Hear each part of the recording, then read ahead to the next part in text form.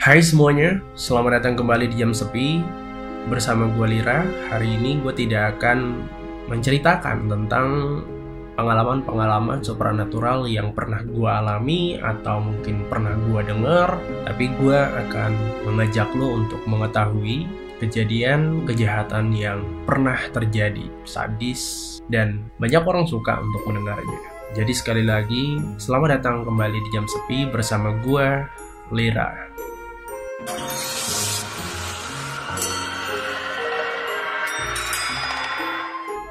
Lo mungkin sering gitu melihat konten-konten yang menceritakan tentang pembunuhan, atau bahkan sekarang di Indonesia juga lagi rame-ramenya kejadian yang menewaskan satu keluarga di Jakarta. Lo bisa coba untuk cari itu karena lagi rame banget, tapi gue lebih memilih untuk menceritakan ini kejadian yang pernah terjadi di Jepang.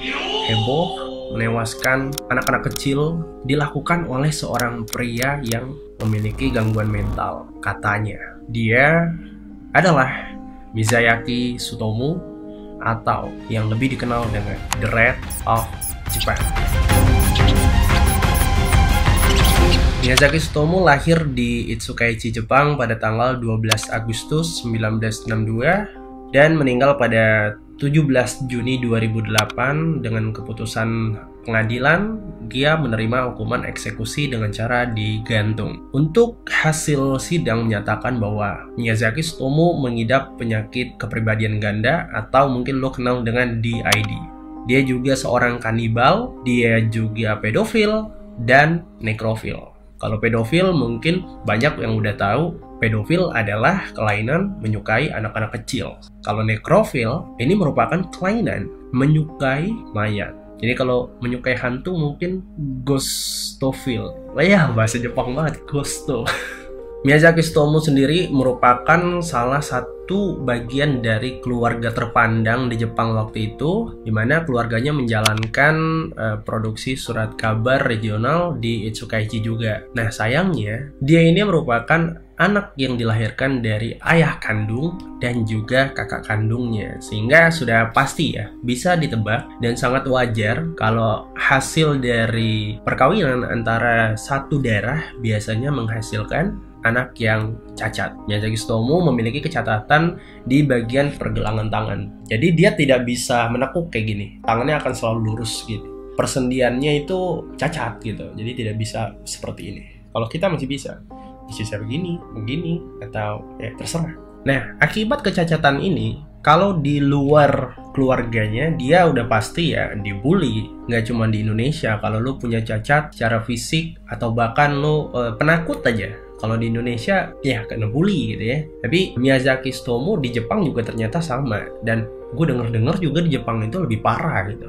Dan di keluarganya sendiri, ayahnya itu termasuk orang yang sangat keras. Lo bayangin, jadi Miyazaki Tsutomu tuh udah cacat, terus tidak ada keluarga yang support sama dia, apalagi malah dikerasin sama orang tuanya. Awalnya si Miyazaki ini itu menjadi seorang anak yang pinter, tetapi setelah semakin keras dididik, akhirnya nilainya merosot, mungkin karena gangguan mental. Jadi dia berakhir sebagai anak di urutan ke-40 dari 56 siswa sebelum akhirnya dia untuk lanjut ke universitas. Nah, dia itu kan sekolahnya di Meidai Nakano High School di Nakano, sebelahan dengan Universitas Meiji. Seharusnya masuk di situ, karena kan nggak jauh ya, regional. Cuman karena prestasinya tadi yang sangat merosot di akhir SMA, akhirnya dia nggak bisa masuk ke situ. Dan dia masuk ke perguruan tinggi di daerah.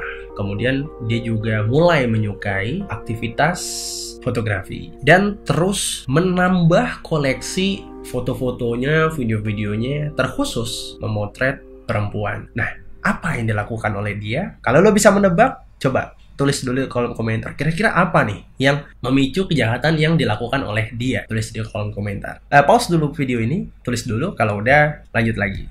Mungkin lo belum bisa menebak, masih ada yang belum bisa menebak kejahatan dia ini apa. Jadi, cerita berikutnya adalah perkembangan Miyazaki Tsutomu, perkembangan mentalnya. Jadi kan gue bilang, Miyazaki Tsutomu ini tidak ada dalam ruang lingkup yang harmonis, baik itu di keluarga, di sekolah, di sekitarnya. Tapi ada dua orang yang support sama dia. Pertama, sang kakek. Yang kedua adalah seorang pria yang memiliki kecacatan intelektual yang memang disewa oleh keluarganya untuk menjadi pengasuh Miyazaki. Tapi di tahun 1989 kakeknya meninggal dunia. Miyazaki langsung kayak depresi banget karena nggak ada lagi. Dia kehilangan support system dia satu-satunya yang dia anggap bener-bener, oh kakiku tuh welcome sama gua. Nah, karena stres ini tadi, dia beranggapan, andai kata gue telan abu kremasinya, kakek tuh akan selalu sama gue. Jadi dia melakukan hal tersebut, menelan habis abu kremasi sang kakek. Gila sih.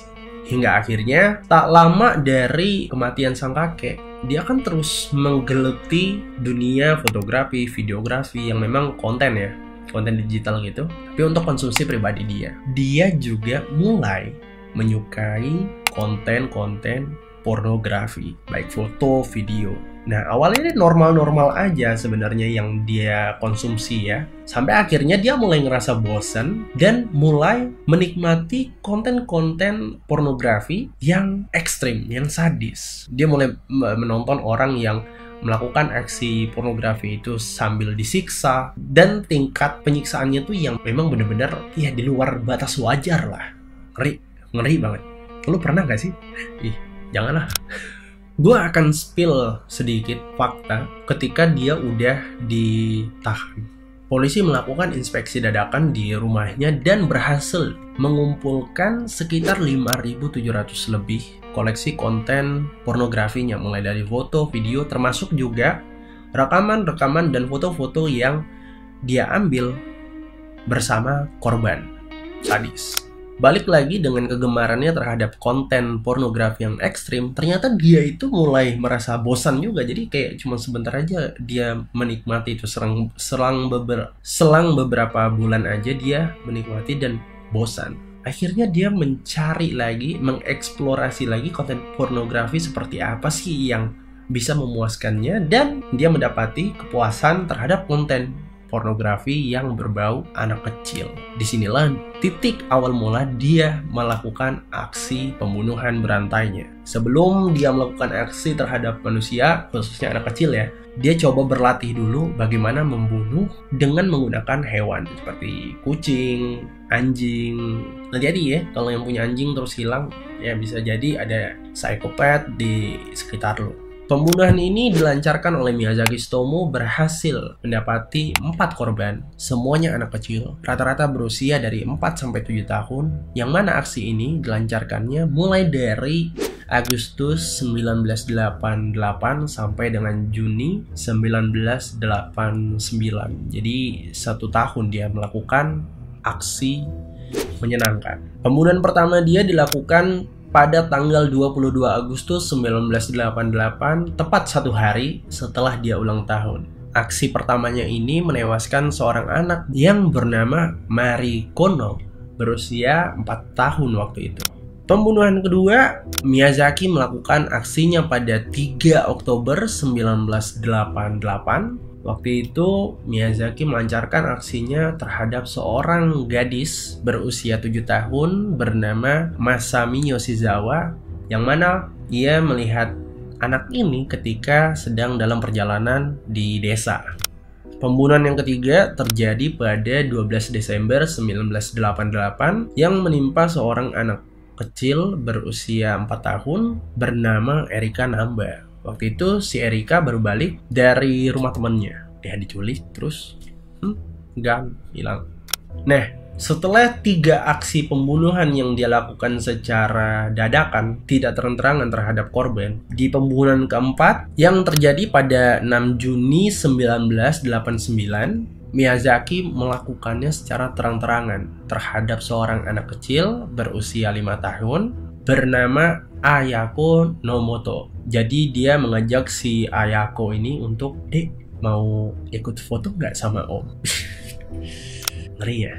Sebenarnya di antara seluruh aktivitas pembunuhan yang dilakukan oleh Miyazaki ini memiliki rute yang ribet, tapi memiliki modus yang sama. Dan mungkin lo sudah bisa tebak, awal-awal dia membujuk, mengiming-imingkan baik untuk memberikan sesuatu, atau bahkan sampai seperti Ayako yang langsung diajak terang-terangan untuk diajak foto. Kemudian korban-korban ini diajak masuk ke dalam mobilnya, terus diajak ke suatu tempat, hutan atau ujung kota, tempat-tempat yang memang sulit untuk dijangkau dan sulit untuk ditebak lah. Lalu ia melakukan aksinya. Terlebih dahulu Miyazaki menyekap korban, terus menelanjangi korban, merekam video, mengambil foto dari si korban yang sudah tanpa busana ini, kemudian melakukan pelecehan seksual dan dibunuh, disekap hingga pingsan, tewas, terus dimutilasi, diminum darahnya, dimakan sebagian tubuhnya, dan sebagian yang lainnya ada juga yang diawetkan untuk dijadikan piala di rumahnya, dan beberapa korbannya ada juga yang dikremasi secara sengaja,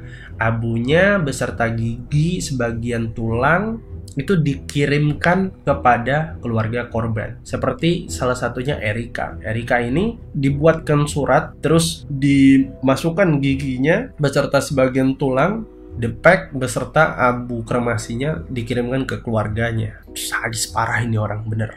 Sampai merinding. Nggak kebayang sih kalau gue punya adik kecil perempuan, atau bahkan mungkin nanti gue punya anak. Kayaknya kekhawatiran terbesar gue bukan soal hantu ya, tapi soal om-om yang deket-deketin anak kecil. Karena siapa yang nggak khawatir gitu. Nah, di aksi dia yang kelima, ini menjadi aksi terakhir dia. Kenapa? 23 Juli 1989 menjadi aksi pembunuhan terakhir yang dilancarkan oleh Miyazaki Tsutomu.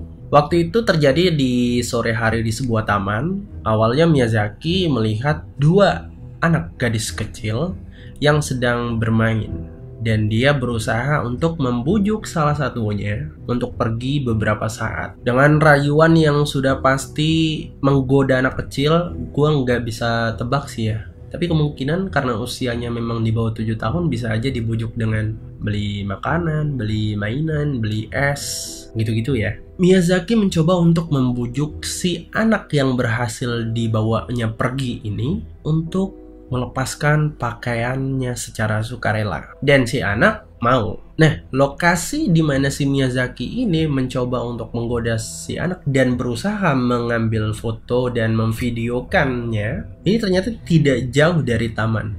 Jadi mapnya adalah satu taman. Biasanya si Miyazaki ini bawa mobil untuk melancarkan aksinya, dan mobilnya itu berada tidak jauh dari lokasi taman. Sementara ketika dia melancarkan aksinya ini, dia membawa anak kecil ini ya memang tidak jauh dari taman, tapi juga tidak jauh dari mobilnya. Tujuannya adalah setelah berhasil mendapatkan foto dan video, dia menculik dan ya seperti biasa membunuhnya, memutilasi, minum darah, makan sebagian tubuhnya, mengawetkan sebagian tubuhnya, dan mengkremasi untuk kemudian dikirimkan kepada pihak keluarga. Tetapi waktu itu kan sore, ini gue terangin ya, sore, yang artinya adalah jam dimana orang tua sudah wajar untuk menjemput anaknya bermain. Kebetulan yang waktu itu menjemputnya adalah sang ayah, yang mana langsung segera mencari posisi Miyazaki dan anaknya. Beruntung si ayah berhasil memergoki si Miyazaki dan langsung melindungi si anak. Miyazakinya sih mencoba untuk kabur, tapi si ayah tuh ternyata cepat tanggap. Waktu dia tahu anaknya dibawa oleh orang tidak dikenal, yaitu si Miyazaki ini, si ayah nih udah sempat telepon polisi yang sedang ada di sekitar. Jadi dia minta bantuan polisi, terus akhirnya polisi yang ada di sekitar tempat tersebut langsung datang ke TKP, yang mana berhasil juga mengamankan Miyazaki yang mau kabur dengan mobilnya. Akhirnya Miyazaki tertangkap. Setelah penangkapan Miyazaki Tsutomu, polisi mulai mencoba menginterogasi, mulai mendapati info-info tentang korban aksinya. Terus juga melakukan inspeksi di rumahnya Miyazaki dan menemukan koleksi konten-konten pornografi yang dimilikinya dengan jumlah pasti 5.763 koleksi video pornografi beserta beberapa foto yang sudah pasti banyak, dan di antara koleksi-koleksi foto videonya itu juga merupakan rekaman-rekaman foto video yang dia ambil bersama korbannya. Sudah pasti kita penasaran dong, bagaimana pengadilan di negara Jepang mencoba mengadili orang yang tidak waras ini. 30 Maret 1990 menjadi sidang pertama untuk Miyazaki Tsutomu. Kenapa gue bilang ini sidang pertama? Karena sidang ini dilakukan beberapa kali selama beberapa tahun. 30 Maret 1990 dia memasuki sidang pertama dan akhirnya pengadilan memutuskan untuk menindaklanjuti dengan membentuk 3 tim psikiater, karena waktu di persidangan Miyazaki dengan bangganya dia bilang, "Oh, itu bukan saya, tapi itu adalah perilaku yang dilancarkan oleh manusia tikus yang ada di dalam diri saya. Tanya aja sendiri kalau mau. Saya emang nggak tahu apa-apa." Itu kata dia. Makanya awalnya pengadilan memutuskan si Miyazaki Tsutomu ini kelainan jiwa, memiliki kepribadian ganda, dan ya dibentuklah tim tadi. Ada 3 tim psikiater ahli. Nah, menariknya, selama beberapa tahun persidangan ini berlangsung, dari 3 tim ini, tim pertama memutuskan benar Miyazaki ini mengidap kelainan ganda, sehingga aksi pembunuhannya dianggap sebagai kelainan jiwa. Ya, dimana di situ ada pengaturan hukumnya sendiri di negara mereka. Tim kedua juga memutuskan hal yang sama, tetapi tim yang ketiga bilang, oh, dia memang melakukan pembunuhan berencana, pembunuhan terhadap anak-anak kecil antara 4-7 tahun. Tapi ini dia bisa bertanggung jawab, dia sangat waras dan sangat sadar melakukannya. Kenapa? Karena dia tahu detailnya. Setelah digali beberapa kali ya, soal bagaimana mereka menggali ya itu privasi mereka, tidak keluar ke media, tapi yang pasti mereka berhasil mendapatkan informasi ini. Gue sih nembaknya ada wawancara yang melibatkan orang-orang ahli gerak bibir, gerak-gerak mikro gitu-gitu kan. Kan banyak tuh yang kayak gitu. Dan berakhir pada kesimpulan yang gue bilang tadi, bahwa Miyazaki Tsutomu dinilai melakukan aksi brutalnya ini dalam kesadaran penuh. Dan sudah pasti ya bertanggung jawab, harus bertanggung jawab. Meskipun akhirnya dia dikenal sebagai manusia tikus, The Rat of Japan, yang katanya sih selalu memaksa dia untuk membunuh. Nah kan, selalu memaksa dia untuk membunuh. Aneh kan? Menurut lo dia beneran kepribadian ganda gak sih? Tapi ada yang waras. Orang tuanya nih, ayahnya yang selama ini keras dengan dirinya, waras banget. Saking warasnya dia tidak memberikan pengacara terhadap Miyazaki Tsutomu. Karena kalau si ayah memberikan pengacara, mengirim pengacara kepada Miyazaki, otomatis ini dinilai sebagai pelecehan terhadap korban dan keluarga korban. Bahkan di tahun 1994 ayahnya itu memutuskan bunuh diri. Gua rasa sih menanggung malu ya, yang gila punya anak psikopat ke anak kecil lagi. Alhasil pada 14 Juli 1997, setelah proses persidangan yang berlangsung menahun, pengadilan distrik Tokyo memutuskan menimbang dari konsekuensi kejahatannya yang begitu sadis dan sangat tidak manusiawi, Miyazaki Tsutomu harus ditindak eksekusi.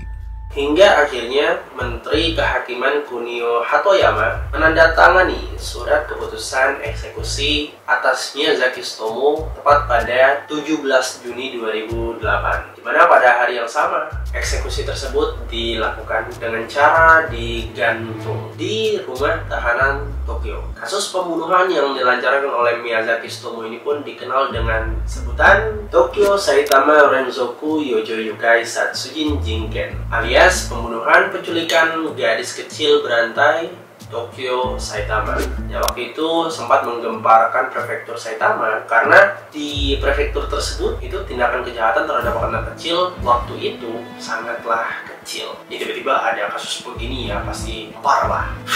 Ya, segitu aja. Menurut lo kira-kira di Indonesia ada nggak sih? Kalau ada, siapa? Kira-kira kalau gua angkat ngeri nggak ya? Karena kan di Indonesia ya, kalau di Jepang kan dia harus buat visa dulu, buat paspor dulu, cari penginapan yang murah dulu. Kalau di Indonesia kan bisa aja dia cari gua terus tidur di kolong jembatan, bisa. Ya, jangan lupa untuk like, share, dan subscribe, dan kasih tahu gua kasus apa yang perlu gua bawain lagi.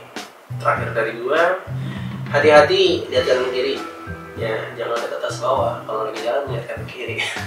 Keep smart, dan jangan lupa bahagia. Bye.